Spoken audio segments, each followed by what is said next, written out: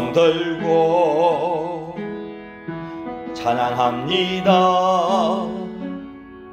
다시 오실 왕 여호와께 오직 주만이 나를 다스리네. 나 주님만을 섬기니 헛된 마음 버리고 선명히여 내 영혼 충만하게 하소서. 주님 앞에 내 영혼 드리리라.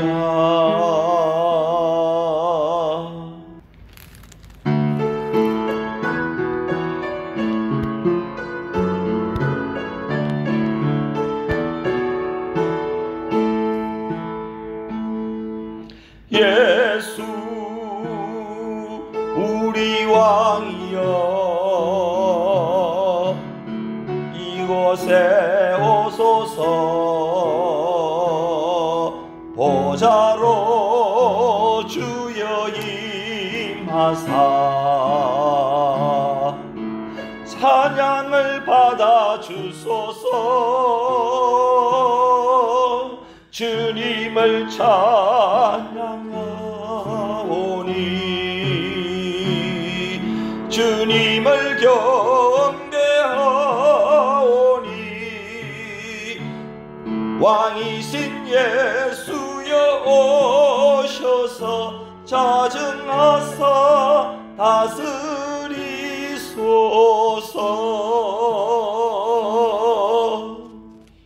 내 아버지 집에 거할 곳이 많도다. 그렇지 않으면 너희에게 일러서리라.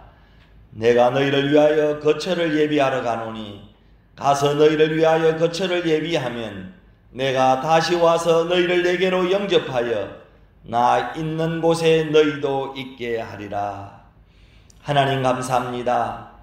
말씀을 듣고 시인하며 산 믿음을 가진 성도들에게 영혼의 양식을 주시는 하나님 아버지, 하나님의 날 거룩한 주일 아침 세상에서 헛된 육신의 양식을 찾아 헤매던 죄인들을 이 예배의 자리로 불러주심을 감사드립니다. 지난 한 주간 동안 지은 모든 잘못을 용서하여 주시고 새 사람으로 주님 앞에 거듭나게 하여 주옵소서. 영생의 양식을 배불리 먹고 충만한 하늘 복을 받게 하옵소서. 이 예배로 하나님을 기쁘시게 하는 예배가 되게 하옵소서. 온 성도들 하나님께 영광을 올려드리게 하시고 머리 숙여 예배하는 우리 모두에게는 하늘의 위로와 은총이 충만히 내리는 시간 되게 하옵소서. 예수 그리스도의 이름으로 간절히 기원하옵나이다. 아멘. 찬송 23장입니다.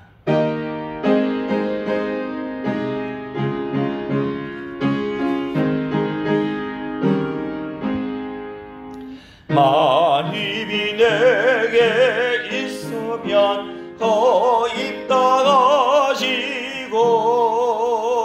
내 구주 주신 은총을 널 찬송하겠네. 내 은혜로신 하나님 날 도와주시고 거하신 영광 널리 펴 달게 하소서. 아멘.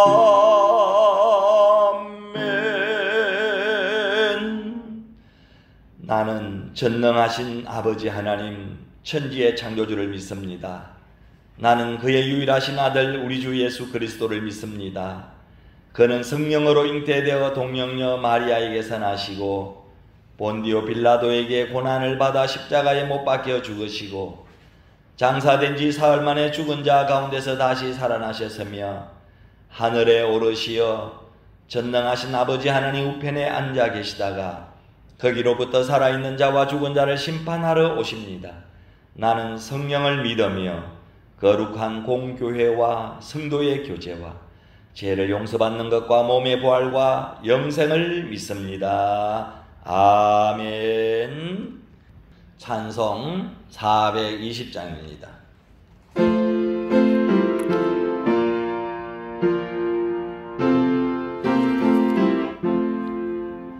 너 성결기 위에 널 기도하며 내 주 안에 있어 널 성경 보고 온 형제들 함께 널 사귀면서 일하기 전마다 너 기도하라. 2절 너 성결기 위에 내 머리 숙여 저 엄밀히 계신 내 주께 빌라.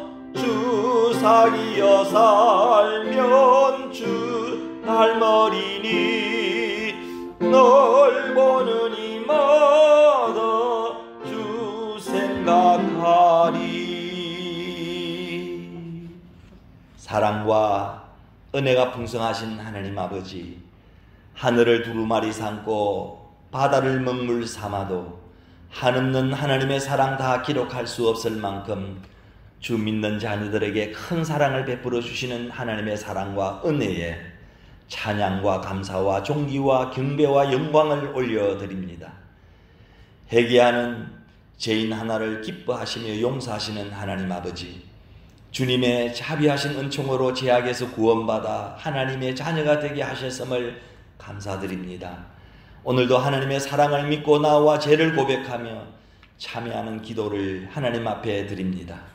지난 한 주간도 주님 밖에서 살았습니다.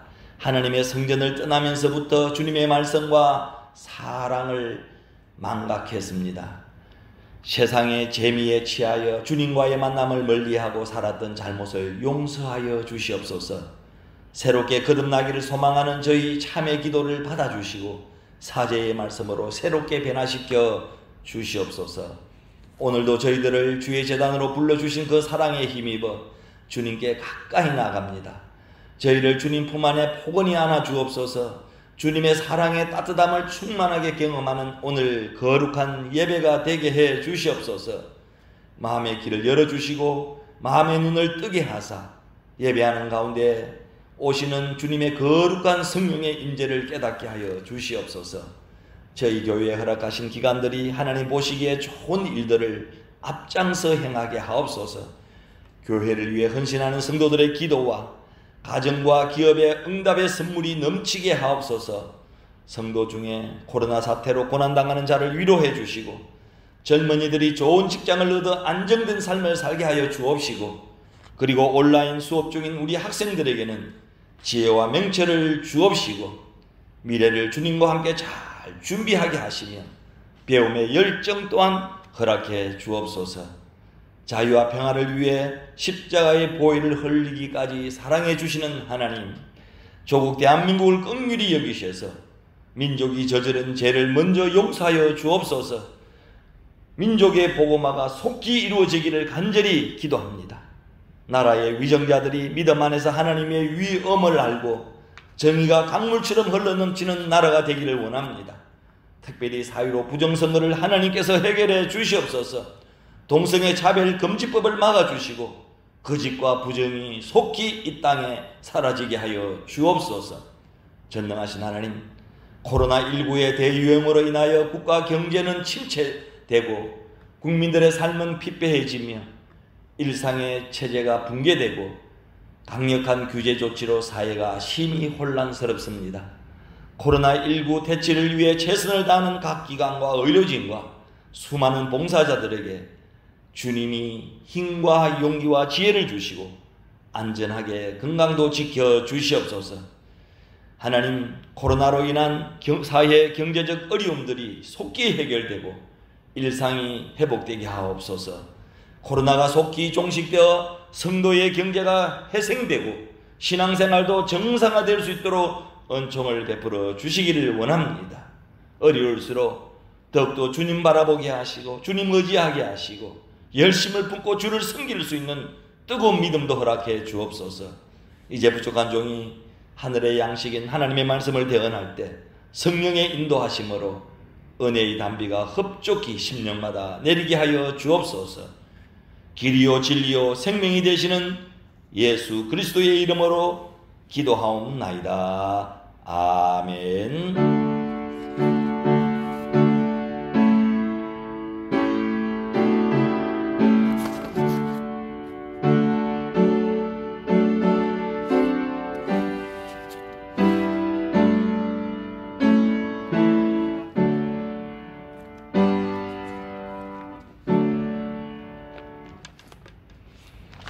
하나님의 말씀은 누가복음 7장 1절에서 10절입니다.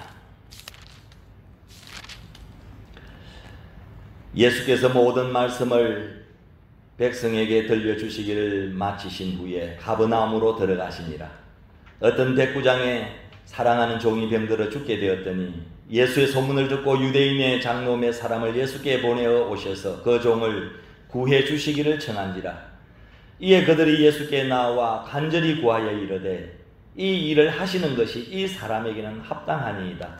그가 우리 민족을 사랑하고 또한 우리를 위하여 회당을 지었나이다 하니 예수께서 함께 가실새 이에 그 집이 멀지 아니하여 백부장이 벗들을 보내어 이르되 주여 수고하시지 마옵소서. 내 집에 들어오심을 나는 감당하지 못하겠나이다. 그러므로 내가 주께 나아가기도 감당하지 못할 줄을 알았나이다. 말씀만 하사 내 하인을 낫게 하옵소서. 나도 남의 수하에 든 사람이요 내 아래에도 병사가 있으니 이들을 가라 하면 가고 저들을 오라 하면 오고 내 종들을 이것을 하라 하면 하나이다. 예수께서 들으시고 그를 놀랍게 여겨 돌이키사 따르는 무리에게 이르시되 내가 너희에게 이르노니 이스라엘 중에서도 이만한 믿음은 만나보지 못하였노라 하시더라. 보내었던 사람들이 집으로 돌아가 보매 종이 이미 나아 있었더라. 아멘. 디모데후서 3장 15절에서 17절입니다. 또 어려서부터 성경을 알았나니 성경은 능히 너로 하여금 그리스도 예수 안에 있는 믿음으로 말미암아 구원에 이르는 지혜가 있게 하느니라. 모든 성경은 하나님의 감동으로 된 것으로 교훈과 책망과 바르게 함과 의로 교육하기에 유익하니 이는 하나님의 사람으로 온전하게 하며 모든 선한 일을 행할 능력을 갖추게 하려 함이라. 아멘. 할렐루야. 하나님의 은혜와 평강이 함께 하시기를 축원합니다. 거룩한 주일이지만 아직 이런저런 사정으로 전염병 코로나 바이러스 때문에 대면 예배를 드리지 못하고 있는 분들도 많이 있습니다. 예배 후 영상을 편집해서 유튜브에 올리겠습니다. 코로나 사태의 어려운 시기에 하나님을 변함없이 잘 섬기면서 함께 잘 극복해 가시기를 바랍니다. 이 또한 속히 지나갑니다.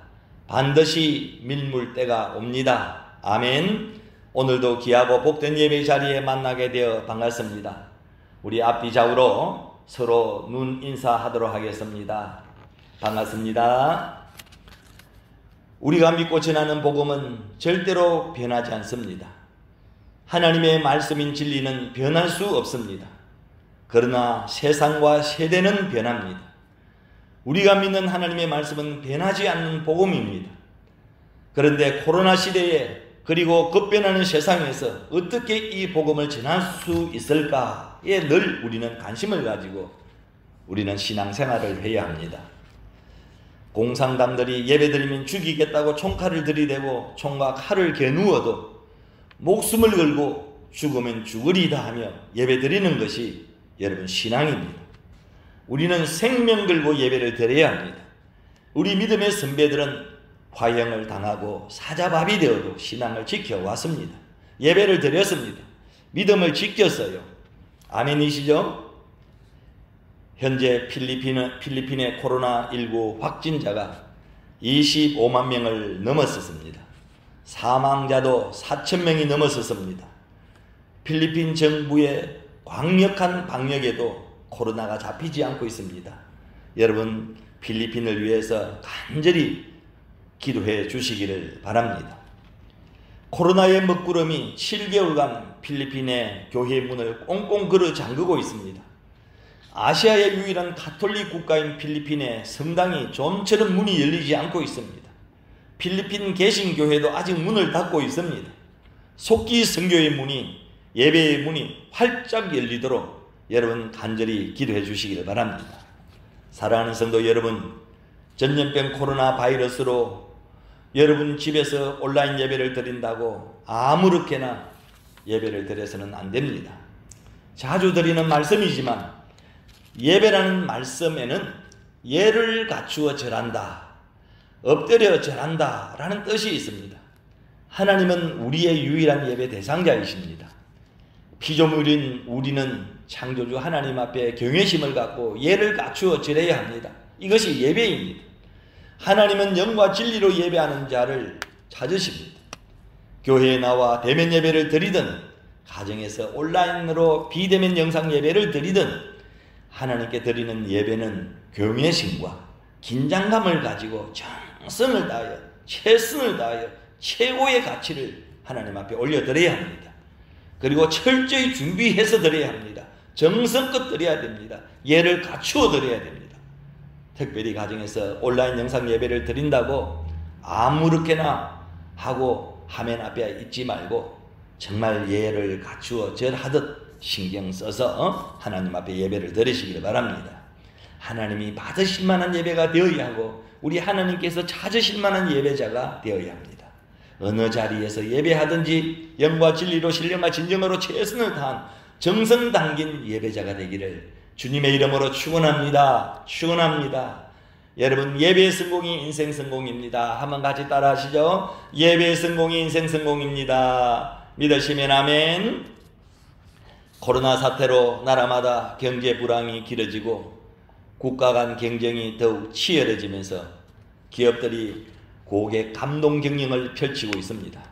고객이 왕이다. 고객을 감동시켜야 살아남을 수 있다는 것입니다. 이것은 고객 없이는 기업 발전도 없다는 절박한 인식에서 출발하고 있다고 볼 수 있습니다. 그래서 요즘 사람들에게 가장 필요한 것은 감동을 주는 일입니다.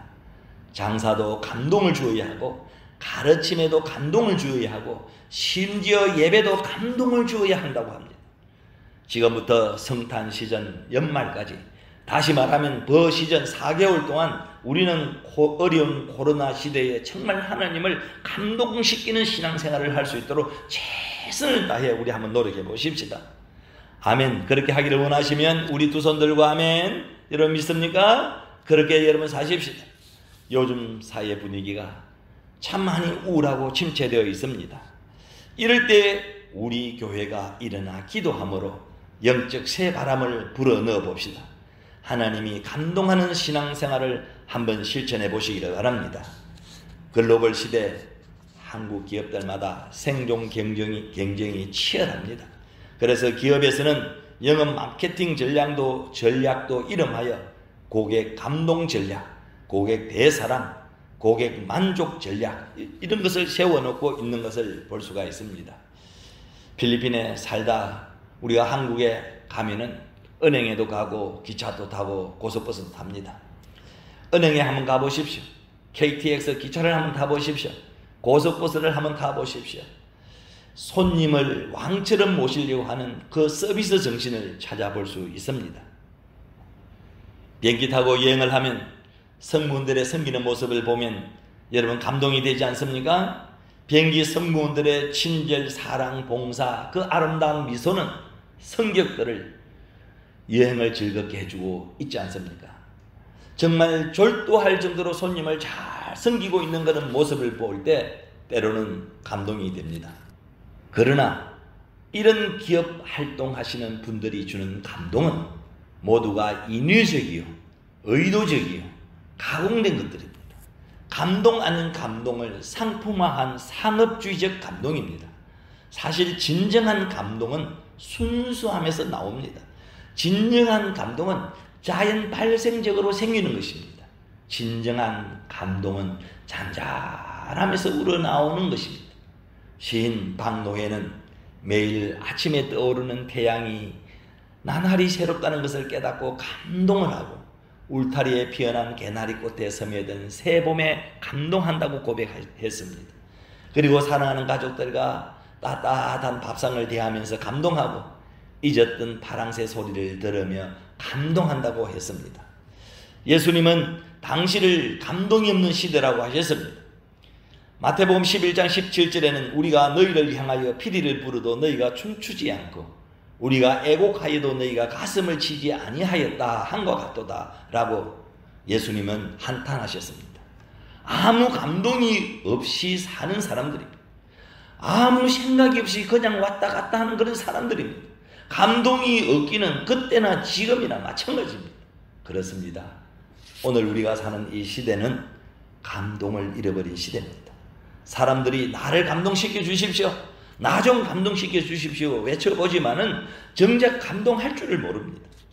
그래서 창조력을 잃어버리고 영적 성장이 멈춰버린 그런 시대가 되었습니다. 성경은 감동을 원하는 시대에 참 감동이 무엇인지를 우리에게 가르쳐 주고 있습니다. 첫 번째, 감동의 주체는 하나님이십니다. 국어사전에 감동을 찾아보면 감동을 이렇게 정의합니다. 감동은 크게 느끼어 마음이 움직임이라는 뜻을 가지고 있습니다. 그러나 성경은 하나님이 숨을 불어넣다라는 뜻을 가지고 있습니다.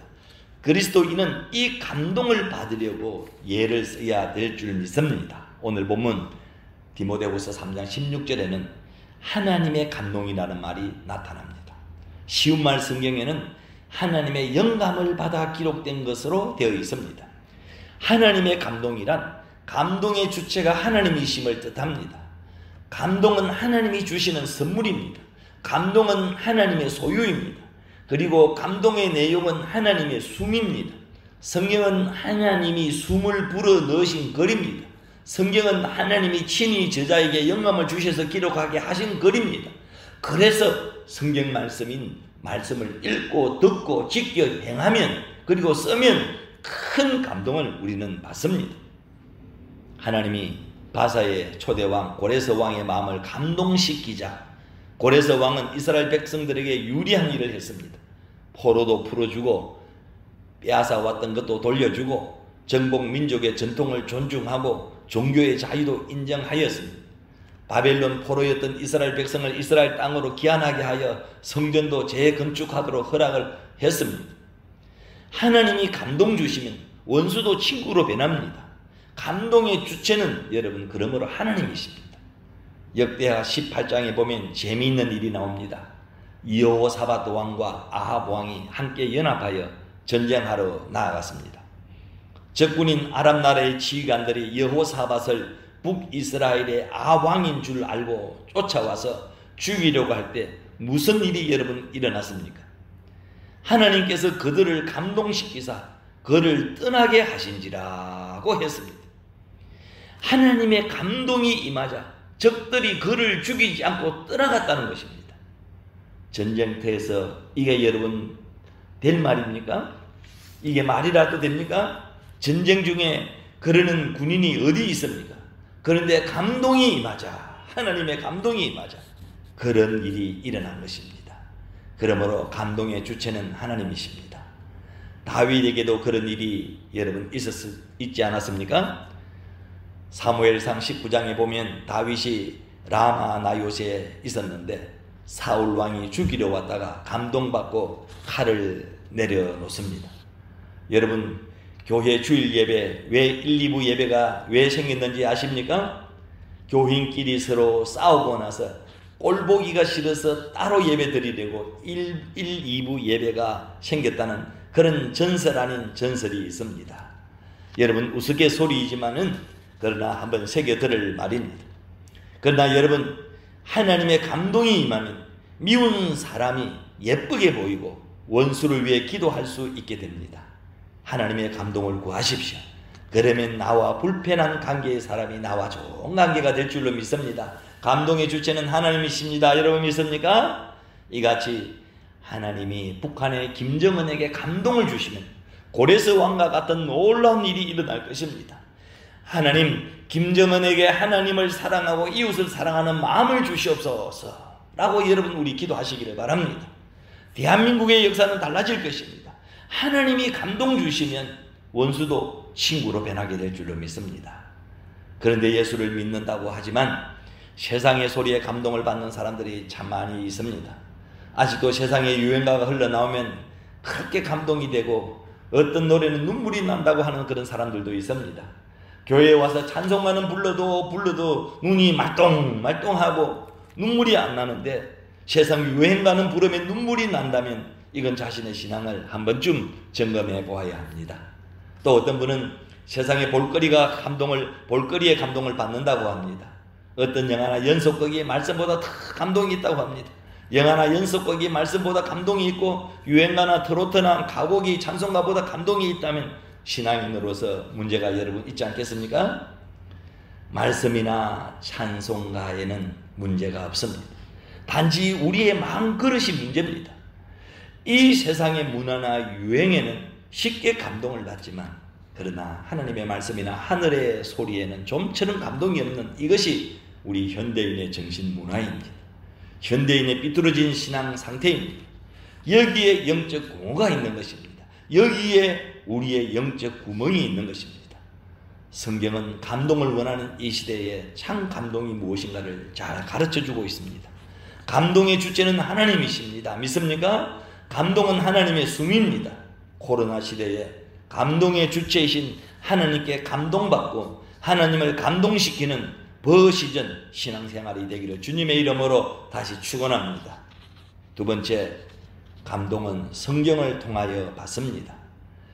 디모데후서 3장 16절에 모든 성경은 하나님의 감동으로 된 것으로 라고 분명히 말씀하고 있습니다. 성경은 성경의 저자가 하나님의 감동으로 쓴 글입니다. 지금도 성경을 통하여 감동이 있습니다. 감동으로 기록된 책임으로 감동을 받습니다. 모든 성경은 이라고 한 것은 어떤 성경의 한 부분이 아니라 모든 성경이 하나님의 감동입니다. 성경을 정경으로 척득할 때에 하나님이 감동하셨습니다. 그래서 성경은 하나님의 말씀입니다. 지금도 성경을 통하여 많은 사람들이 감동을 받습니다. 그 이유는 성경이 감동을 받아 기록된 책이기 때문입니다. 하나님의 영광을 받아 기록된 책이 여러분 성경입니다. 믿습니까?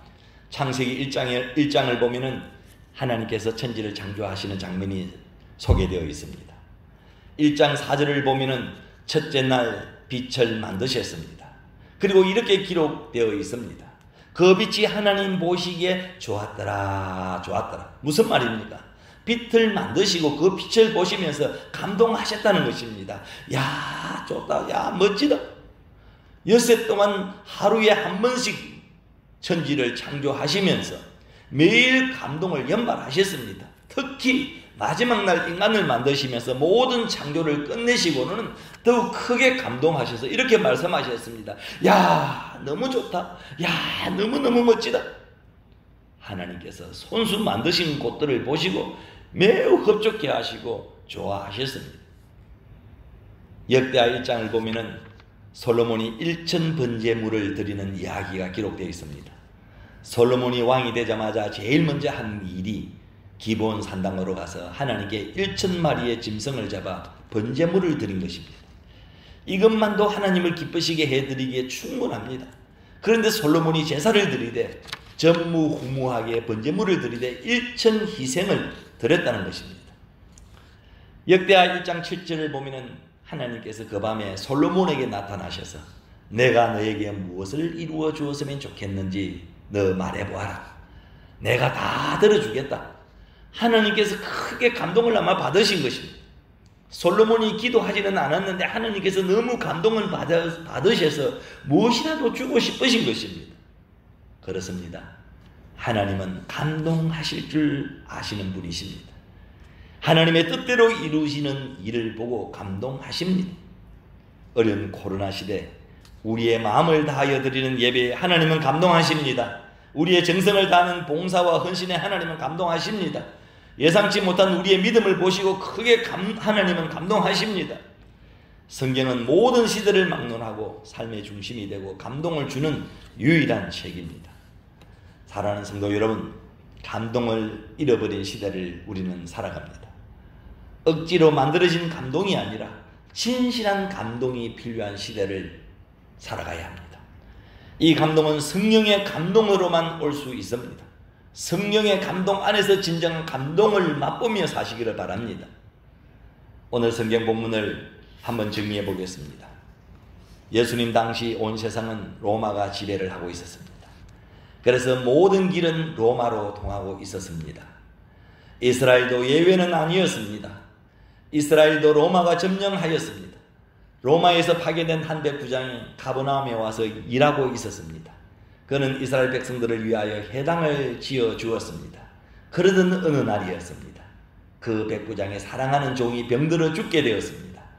그때 마침 예수님께서 가버나움을 방문하시게 되셨습니다. 백부장은 예수님은 못 고치실 병이 없으신 분임을 소문을 듣고 이미 잘 알고 있었습니다. 그래서 유대인 장로 몇 명을 예수님께 보내어 자기 종을 고쳐달라고 부탁을 하였습니다. 유대인 장로들이 예수님 앞으로 와서 이렇게 말합니다. 4절에서 5절에 보니까 이 일을 하시는 것이 이 사람에게는 합당하니이다. 5절 그가 우리 민족을 사랑하고 또한 우리를 위하여 회당을 지었나이다 하니, 예수님은 회당을 지은 백부장이라는 말을 들으시고 그 집으로 향하셨습니다. 그때 백부장이 친구들을 보내어 예수님께 이렇게 말씀드리게 하였습니다. 6절 8절입니다. 예수께서 함께 가실새 이에 그 집이 멀지 아니하여 백부장이 벗들을 보내어 이르되 주여 수고하지 마옵소서. 내 집에 들어오심을 나는 감당하지 못하겠나이다. 7절 그러므로 내가 주께 나아가기도 감당하지 못할 줄을 알았나이다. 말씀만 하사 내 하인을 낫게 하소서. 8절 나도 남의 수하에 든 사람이요 내 아래에도 병사가 있으니 이들을 가라 하면 가고 저들을 오라 하면 오고 내 종들을 이것을 하라 하면 하나이다. 자, 예수님이 이런 이야기를 다 들으시고 감탄하시면서 자기를 따르는 사람들을 돌아보며 말씀하셨습니다. 내가 여러분에게 분명히 말하지만 나는 여태껏 이스라엘 사람들 중에 이만한 믿음을 가진 사람을 보지 못했습니다. 예수님께서 표현하실 수 있는 최고의 칭찬입니다. 이만큼 큰 믿음을 가졌다는 것입니다. 도대체 그가 어떤 사람이기에 이방인이면서 이런 칭찬을 받았을까요? 본문에 어떤 백부장이라고 기록되어 있는 이 사람에 대해 우리가 한번 살펴보도록 하겠습니다. 내가 너희에게 이르노니 이스라엘 중에서도 이만한 믿음은 만나보지 못하였노라. 사랑하기 어려운 사람을 사랑한 가버나움 백부장은 예수님을 감동시켰습니다. 가버나움의 백부장은 어떻게 예수님을 감동시켰을까요? 세 번째, 백부장의 믿음이 예수님을 감동시켰습니다. 백부장의 이야기는 믿음 이야기입니다. 믿음으로 예수님을 감동시킨 이야기입니다. 백부장의 믿음이 돋보이는 그런 말씀입니다. 누가복음 7장 6절에서 8절 예수께서 함께 가실새 이에 그 집이 멀지 아니하여 백부장이 벗들을 보내어 이르되 주여 수고하시지 마옵소서. 내 집에 들어오심을 나는 감당하지 못하겠나이다. 7절 그러므로 내가 주께 나아가기도 감당하지 못할 줄을 알았나이다. 말씀만 하사 내 하인을 낫게 하소서. 8절 나도 남의 수하에 든 사람이요 내 아래에도 병사가 있으니 저들을 가라 하면 가고 저들을 오라 하면 오고 내 종들을 이것을 하라 하면 하나이다. 여기서 말씀만 하사 이 말씀을 여러분 한번 주목해 보시기를 바랍니다. 백부장은 종은 집에 있는데 여기에서 예수님이 말씀만 하셔도 집에 있는 종의 병이 나을 줄 믿고 있었습니다. 이런 믿음을 보시고 예수님의 반응은 어떠하셨을까요? 예수께서 들으시고 그를 놀라게 여기시면서 말씀하십니다. 9절에 내가 너희에게 이르노니 이스라엘 중에서도 이만한 믿음은 만나보지 못하였다. 내가 이스라엘 전체에 이만한 믿음은 만나보지 못했다. 백부장의 믿음은 예수님을 감동시켰습니다. 현대인들은 이런 감동을 느끼고 싶어합니다. 중세기부터 이러한 이야기가 전해 내려오고 있습니다. 예수님께서 십자가에 달리신 후 3일 만에 부활하셨습니다. 40일 동안 가까운 이들에게 친히 나타나 보이시고 성천하셨습니다. 예수님이 부활 후 성천하시자 하늘나라에서는 대대적인 환영식이 거행되었습니다. 이때에 호기심 많은 천사가 예수님께 물었습니다. 예수님, 온 세상을 구원하시는 사역을 그 짧은 시간 동안에 어찌 다 이루시고 오셨습니까? 이렇게 물었습니다. 이때 예수님이 말씀하셨습니다. 내가 다 이루었다. 그 천사가 다시 예수님께 물었습니다. 도대체 주님께서는 어떤 방법으로 그처럼 어려운 일을 다 이루셨습니까? 예수님은 조용한 음성으로 이렇게 대답하셨습니다. 나는 12를 택하여 가르치고 그들에게 모든 일을 위탁하고 왔다. 모든 천사들이 이런 대답을 듣고 깜짝 놀라 물었습니다. 도대체가. 이때 다시 예수님이 단호하게 말씀하셨습니다. 나는 그들을 믿는다. 나는 12명의 제자들을 믿는다는 것입니다. 후에 12명의 제자들은 온 세상을 복음화시키고 순교하였습니다. 믿음은 감동입니다. 어떤 분이 미국 유학을 하면서 박사학위를 받았습니다. 월 1,000만 원을 받는 카이스트에 취직이 되어 35살까지 봉사하였습니다. 그런데 갑자기 그만두고 해외로 선교사로 떠나가겠다는 것입니다. 부모님이 깜짝 놀라서 물었습니다. 얘야, 너 그 좋은 직장을 두고 왜 선교사가 되겠다고 하니? 부모가 물었습니다. 그때 그가 대답했습니다. 예, 35년간 나를 위하여 살았으니 나머지 30년은 주님을 위하여 살아야지요. 그리고 선교사가 되었습니다. 이런 믿음은 주님을 감동시키는 믿음입니다. 우리 주님은 믿음의 감동을 원하고 계십니다. 이런 예도 있습니다. 서울과 안양에서 피부과 전문의로 병원을 개업하여 잘 나가던 의사는 세상 부러운 게 없었습니다. 하지만 세속의 달콤함도 잠시 각종 우환으로 스트레스에 시달리다가 결국 심장마비 증세로 입원을 했습니다. 1년여 투병 생활을 하던 1990년 겨울 인천의 한 기도원에서 그는 놀라운 체험을 합니다. 그 후 그는 인생관이 완전히 변화되었습니다. 돈이나 명예보다 주님을 먼저 생각하게 되었습니다. 그의 나이 38살. 병원을 떠나 의사 면허증을 찢어버렸고 91년 감리교 신학대학교에 입학을 합니다. 전 재산 30억 원을 가난한 사람과 개척교회에 나눠줍니다. 그리고 버림받은 아이들 22명과 살아가면서 목회하는 인천 방주교회 박보영 목사님의 간증이 유튜브에 많이 올라와 있습니다. 이런 믿음은 주님을 감동시키는 믿음입니다. 우리 주님은 믿음의 감동을 원하고 있습니다. 백부장이 말합니다. 주님께 심려를 끼쳐드리고 싶지 않습니다. 저는 주님을 저희 집에 모실 만한 자격이 없는 그런 사람입니다. 그러니 주님께서는 말씀만 하십시오. 제 종이 나을 것입니다. 백부장의 이 믿음이 예수님을 감동시켰습니다. 마지막으로 백부장의 사랑이 예수님을 감동시켰습니다. 백부장의 사랑이 예수님을 감동시켰습니다. 백부장은 사랑의 사람이었습니다. 자기가 부리는 종을 그렇게 사랑하였습니다. 자기가 사랑하는 종이라고 성경은 말하고 있습니다. 백부장은 자기가 다스리는 나라도 사랑하였습니다. 누가복음 7장 오늘 본문 5절 말씀에 그 사람은 유대인을 사랑할 뿐만 아니라 우리를 위하여 해당도 지어주었습니다. 백부장의 사랑의 이야기가 우리를 감동시키고 있습니다.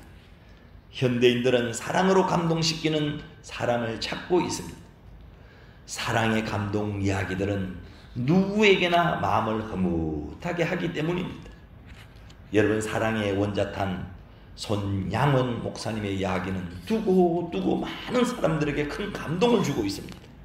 자기 두 아들을 죽인 원수를 양아들로 입양하고 순교하는 그날까지 친아들처럼 사랑으로 돌보고 사랑했던 그 이야기는 당시 여수 애양원 식구들은 물론 한국 사회에 널리 퍼져서 많은 사람들에게 너무나 큰 감동을 주었고 저들이 주께로 돌아오는 견인차 역할을 했습니다.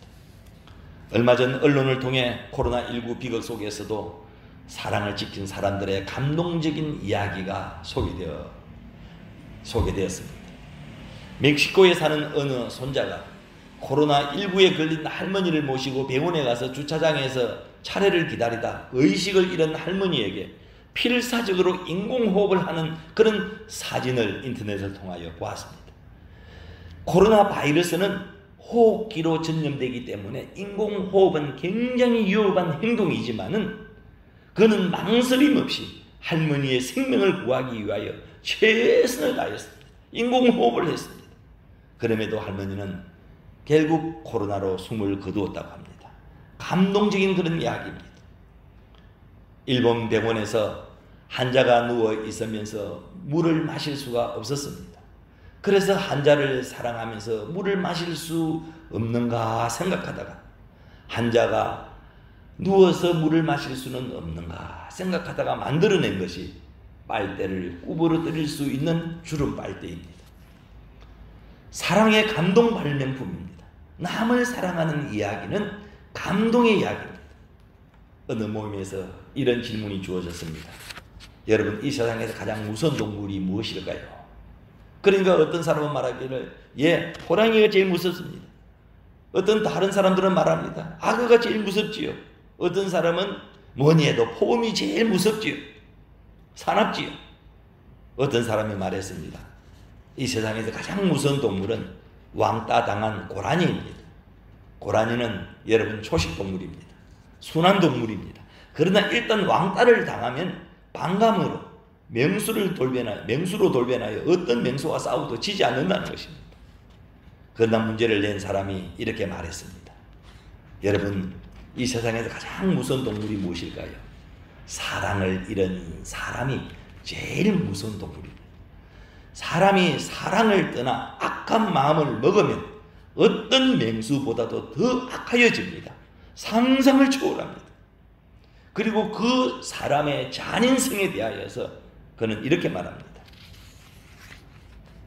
마루타라는 말은 인체 실험의 대상자를 달리 이르는 말이 마루타입니다. 제2차 세계대전 당시 일본의 세균 부대 중 하나였던 731 부대에서 희생된 사람을 가리키는 데서 온 말입니다. 마루타라는 책의 내용을 보면 중국에서 일본 사람이 약 10,000명 생체 실험을 하였다고 합니다. 사람을 일렬로 세워놓고 총 한 방에 몇 명이 죽는지 근총 효능 시험을 하였습니다. 그리고 산 사람 동맥을 잘라 몇 분 후에 죽는지 시계를 보고 관찰하기도 하였습니다. 영하 40도에 벌거벗겨 기둥에 메어놓고 몇 분 후에 얼어 죽는지 동상 실험을 하였습니다. 그리고 땀을 얼마나 흘리면 죽는지도 생체 실험을 하였습니다. 정맥에 공기를 불어넣거나 거꾸로 매달린 채 몇 시간 만에 죽는지 알아내는 기상천외한 실험도 자행을 했습니다. 731 부대에서 자행된 실험은 워낙 분야가 다양했습니다. 사람이 악하면 그렇게 악할 수 있는지를 보여주는 생체 실험장이 중국 할빈에 있습니다. 사랑을 잃어버린 사람은 맹수보다도 더 악합니다. 그러나 백부장 이야기는 사랑 이야기입니다. 백부장에 대해 그 집에 있는 종은 매우 비천한 그런 존재입니다. 이방인 사이에서 상전과 종은 말할 수 없는 큰 차이가 있습니다. 심지어 상전에게는 노예를 죽일 수도 있는 권한이 있습니다. 종은 전적으로 주인의 뜻에 따를 수밖에 없습니다. 그런데 본문에 나오는 백부장은 그런 종을 사랑하였습니다. 백부장의 사랑이 예수님을 감동시켰습니다. 현대인들은 감동을 받고 싶어 합니다. 세상 모든 사람들이 힘들어하는 코로나 시대에 특별히 이 버시전 4개월 동안 백부장처럼 예수님이 감동하는 신앙생활을 한번 계획을 세워서 실천해 보시기를 바랍니다. 가버나움 백부장은 예수님을 감동시켰습니다. 감동의 주체는 하나님이십니다. 감동은 성경을 통하여 받습니다. 백부장의 믿음이 예수님을 감동시켰습니다. 백부장의 사랑이 예수님을 감동시켰습니다. 성령의 감동으로 감동을 받고 살아가는 우리 그리스도인들은 또한 많은 사람들을 감동시키는 삶을 살아야 합니다. 우리 때문에 이 땅에 감동의 물결이 널리 널리 퍼져갈 수 있어야 합니다. 사랑하는 성도 여러분, 감동을 잃어버린 시대를 살아가고 있습니다. 억지로 만들어진 감동이 아니라 진실한 감동이 필요한 시대를 우리는 살아가야 합니다. 이 감동은 성령의 감동으로만 올 수 있습니다. 성령의 감동 안에서 진정한 감동을 맛보며 여러분 살아가시기를 바랍니다. 그 받은 바 감동으로 하나님을 감동시켜드리고 또 많은 사람들을 감동시키며 이 코로나 시대에 진정한 그리스도인으로 살아가기를 주님의 이름으로 간절히 축원합니다. 오늘 주신 말씀을 생각하면서 우리가 통성으로 하나님 앞에 결단하는 기도를 드리도록 하겠습니다. 성령의 감동 안에서 살게 하여 주옵소서. 주님을 감동시켜드리고 사람들을 감동시키고 이 땅에서 감동을 전하며 살게 하여 달라고 우리가 주여 한번 부르고 기도하기를 원합니다. 주여 하나님 아버지 감사합니다. 오늘도 주의 전에 저희를 불러주시고 말씀 가운데 은혜 받게 하시니 감사합니다. 아버지 하나님, 성령의 감동 안에 살아가게 하여 주옵소서.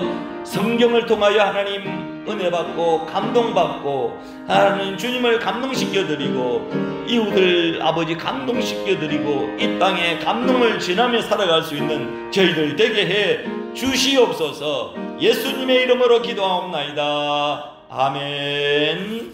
찬송 425장입니다.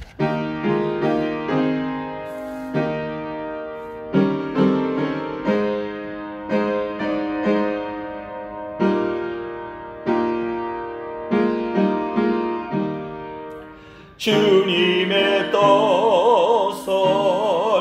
이루소서. 고요한 중에 기다리니 진흙과 같은 날 빚어서 주님의 형상 만드소서. 이절 주님의 뜻을 이루소서. 주님 발 앞에 엎드리니 나의 맘속을 살피시사 눈보다 이게 하옵소서.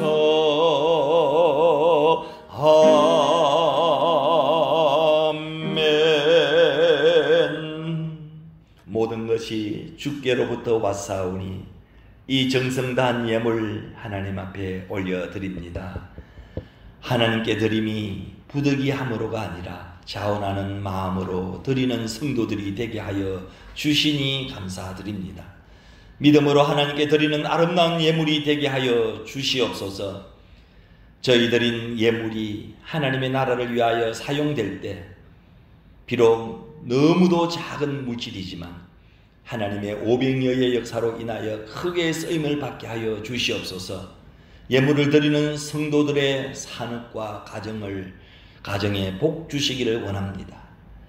만물이 결실의 열매를 맺어가는 지금 저희들의 모든 일 가운데에도 하나님의 자비하심으로 하나님 보시기에 기쁨이 되는 일만 있게 하여 주옵소서.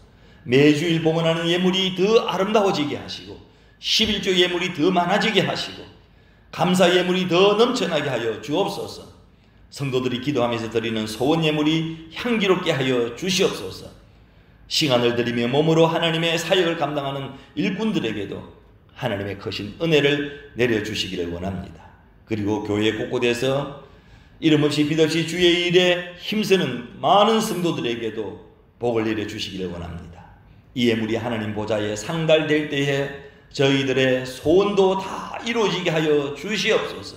필리핀에 사는 동안에 물질 때문에 하나님 마음의 근심, 걱정, 불안, 염려, 초조하지 않게 하여 주시고 때를 따라 하늘문이 열리는 간정자, 축복자의 삶을 살아갈 수 있도록 은혜를 베풀어 주옵소서.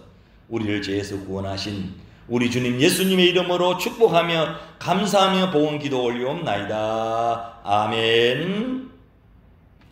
찬송 314장입니다.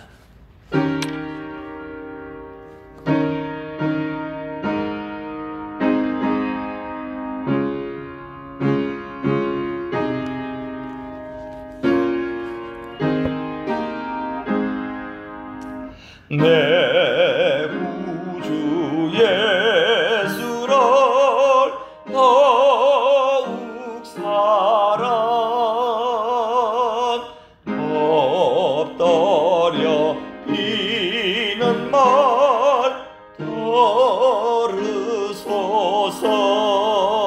들으소서.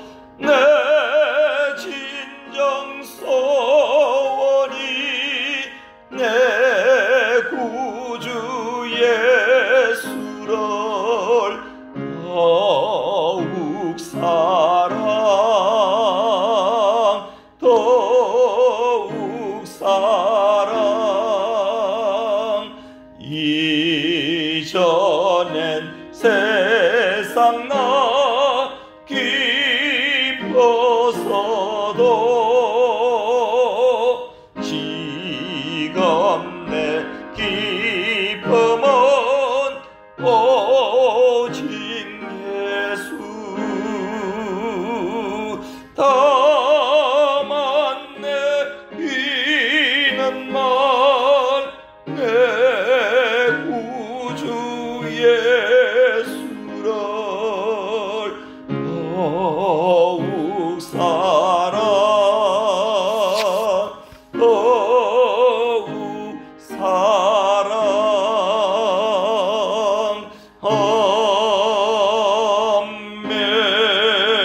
아멘. 지금은 우리에게 평강을 주시는 예수 그리스도의 은혜와 온 마음으로 찬양을 드리게 하시는 하나님 아버지의 극진하신 사랑하심과 하나님만을 경배하도록 인도하시는 성령님의 역사하심이 세상의 것보다 날마다 하나님과 동행함으로 생명책의 이름이 기록된 것으로 인하여 즐거워하기로 결심하고 돌아가는 사랑하는 백성들 머리머리 위에, 그리고 저들의 가정과 교회 위에, 두고 온 조국 땅 부모 형제 가족들과 남북 평화 통일을 간절히 염원하는 조국 대한민국 위에, 우리가 발붙이며 하나님 살아가는 이 땅 필리핀 나라 위에 지금부터 영원토록 함께 하옵시기를 간절히 축원하옵나이다.